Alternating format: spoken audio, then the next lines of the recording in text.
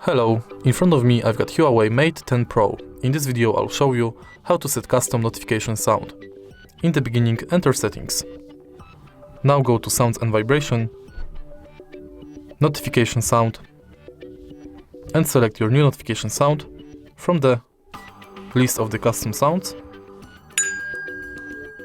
System sounds. Or go to music on device and select from list of the custom sounds.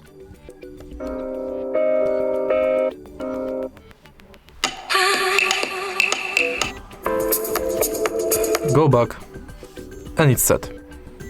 If you find this video helpful, please leave like, comment and subscribe.